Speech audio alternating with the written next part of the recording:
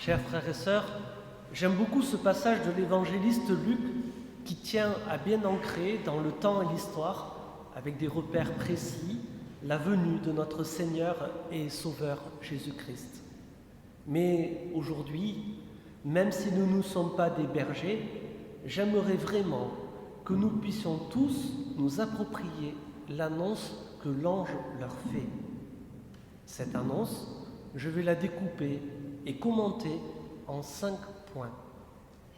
Premier point, ne craignez pas. Il y a beaucoup de choses qui peuvent nous inquiéter ou nous angoisser si l'on regarde autour de nous ce qui se passe dans le monde ou même ici à Marseille. Sans parler de nos propres angoisses, les craintes et les peurs qui nous habitent et que nous avons tant de mal à relativiser ou à calmer. Ne craignez pas est une invitation à la paix. Pas la paix imparfaite que nous nous efforçons de construire laborieusement et bien trop fragile, ou la paix illusoire de gens qui cherchent à se convaincre en se disant, vous savez, comme dans le sketch de Danny Boone, « Je vais bien, tout va bien, je suis gai, tout me plaît ». Vous connaissez, non ? Mais la paix que Dieu, lui, nous donne.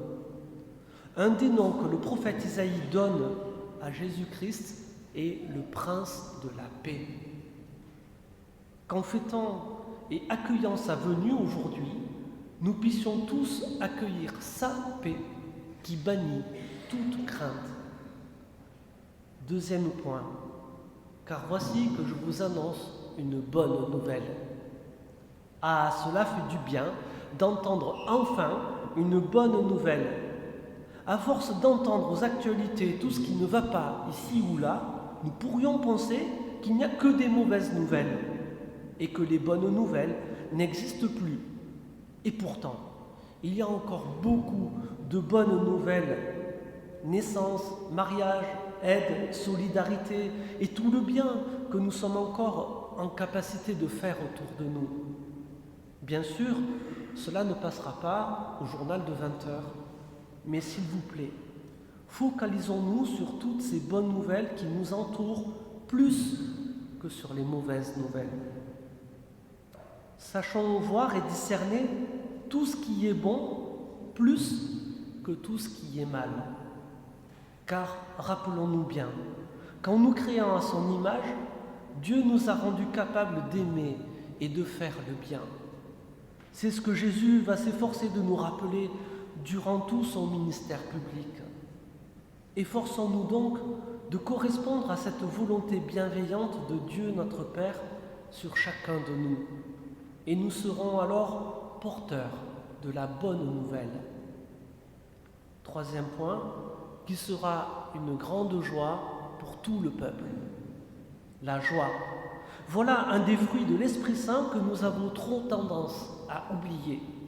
Et pourtant, l'ange annonçant cette joie nous invite à partager la joie de Dieu lui-même. Voilà pourquoi c'est une grande joie. Pas parce que cette joie, comme la paix, n'est qu'un bonheur illusoire ou une joie fugace et passagère, mais la joie que Dieu nous donne. Lui se réjouit de venir rejoindre son peuple par son Fils Jésus-Christ. Réjouissons-nous, nous aussi, car Dieu vient encore et toujours, inlassablement, nous visiter en ce jour, à l'occasion de cette grande fête que nous célébrons. Cette joie, nous l'avons entendu, elle est pour tout le monde, sans exception, pour tout le monde. Non seulement nous sommes concernés, nous qui sommes venus célébrer la naissance de Jésus, mais tous ceux qui ne sont pas venus sont concernés aussi.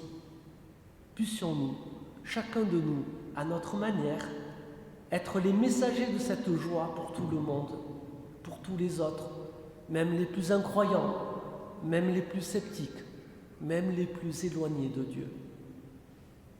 Quatrième point, aujourd'hui, vous est né un Sauveur qui est le Christ, le Seigneur. C'est aujourd'hui, dans l'évangile de Luc, nous rappelle que l'événement dont nous faisons mémoire nous concerne. Nous le réactualisons ici et maintenant. L'aujourd'hui du salut, c'est ce 25 décembre 2022. Alors que M. Macron est président en France, Poutine en Russie et Biden aux États-Unis. Vous connaissez la situation. Plus que jamais, aujourd'hui encore, nous avons besoin de ce salut accordé par notre Seigneur. Mais avons-nous suffisamment d'humilité ou de lucidité pour reconnaître que nous avons besoin d'être sauvés?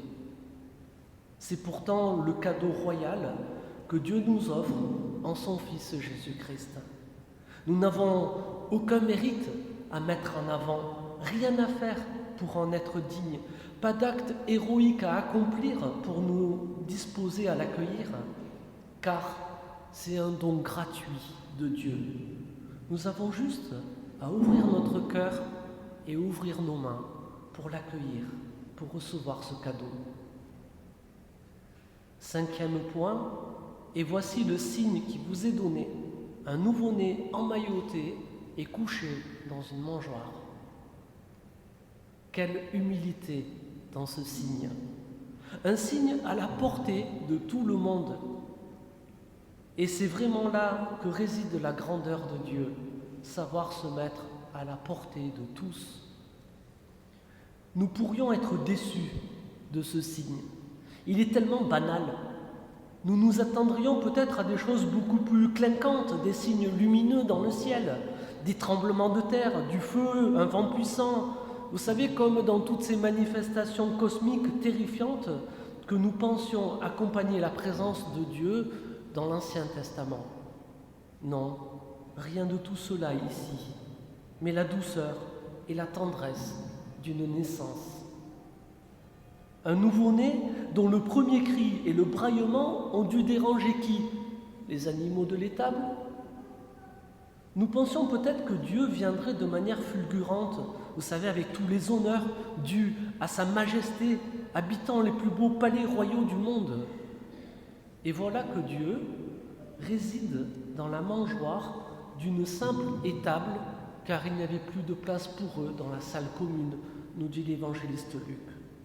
Dieu entre dans le monde par la petite porte, de manière fort humble et discrète. Alors, frères et sœurs, s'il vous plaît, en célébrant ce jour, cette fête de Noël, arrêtons de chercher Dieu là où il n'est pas.